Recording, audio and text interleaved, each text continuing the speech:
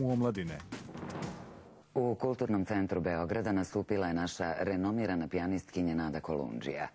Reč je o poslednjem koncertu projekta pod nazivom Moja mala koncertna antologija muzike za klavir.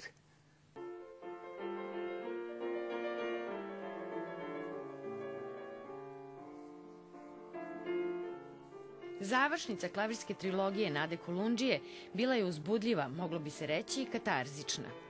Treći koncert nastao je i na osnovu iskustva sa prethodna dva.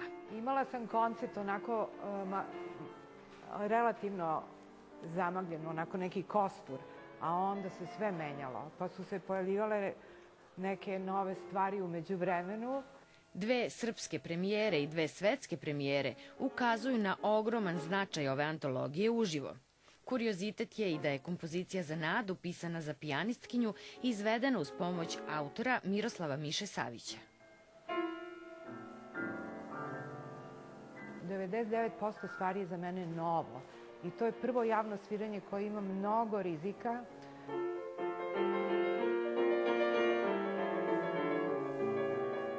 Potrebno je vreme da i bez sviranja muzika sazri i onda prosto se sve sleže, to vreme čudesno radi i bez vežbanja. Ovakav program je retkost i za mnogo veće muzičke centre od Beograda.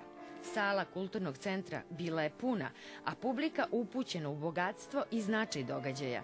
Intenzivnim izvođenjem Nada Kolundžija uspela je da predstavi suštinu savremene muzike za klavir, a ujedno i lepotu i snagu klavira.